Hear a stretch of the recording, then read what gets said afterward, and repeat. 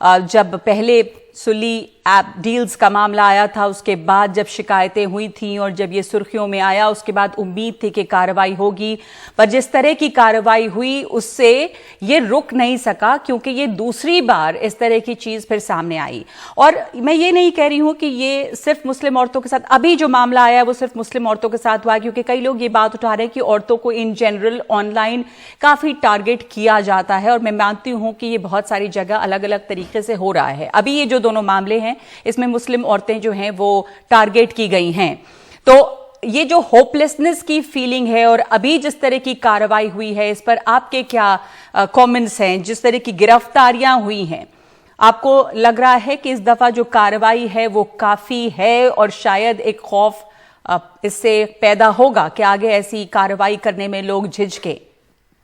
जी, मैं हैना से बिल्कुल सहमत हूँ। मई में मैंने कंप्लेंट फाइल किया था जब ये मेरे साथ हुआ था, और एफआईआर भी रजिस्टर हुआ था, लेकिन जो केस है, जो इन्वेस्टिगेशन है, वो कहीं आगे नहीं बढ़ा था। जो कार्रवाई है वो बिल्कुल आगे नहीं बढ़ी थी।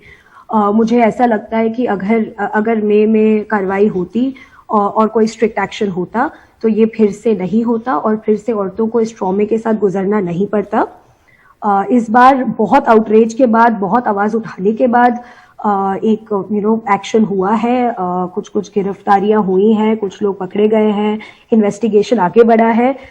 लेकिन मैं ये पॉइंट आउट करना चाहती हूँ कि पहली बार जब ये हुआ था तब मैंने दिल्ली पुलिस में एफआईआर फाइल किया था, जो सेंट्रल गवर्नमेंट के अंडर आता है, जो बीजेपी गवर्नमेंट के अंदर आता है, एंड आई डोंट थिंक कि उनका कोई पॉलिटिकल विल था इस इन्वेस्टिगेशन को आगे बढ़ाने का, जिसकी वजह से आगे नहीं बढ़ा और जिसकी वजह से इनको इम्प्यूनिटी मिली, और इसलिए ये फिर से हुआ।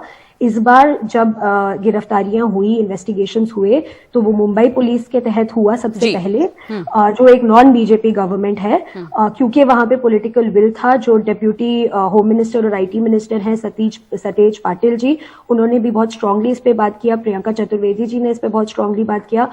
उसके बाद जाकर इन्वेस्टिगेशंस हुए, कार्रवाइयां हुई, अरेस्ट हुए, जिसके बाद दिल्ली पुलिस ने जाके कोई एक्शन लिया है। आप कह रही हैं कि पॉलिटिकल विल नहीं थी, और आपने बीजेपी गवर्नमेंट के बारे में बात की, तो अगर हम इससे, जाहिर है क्योंकि प्रियंका चतुर्वेदी ने मामला उठाया, आप कांग्रेस से जुड़ी हैं, तो ये कहा जा सकता है कि इसलिए आप बीजेपी पर इल्जाम लगा रही हैं। लेकिन मैं ये पूछना चाह रही हूं कि आप दोनों लोगों से जब ये आपके साथ हुआ, तो क्या आपको लगता है कि क्यों आपको या कुछ और लोगों को टारगेट किया गया? ये किस चीज की सजा है? क्या आप अपनी बातें खुलकर बोलती हैं? क्या आपकी सोसाइटी में एक पहचान है?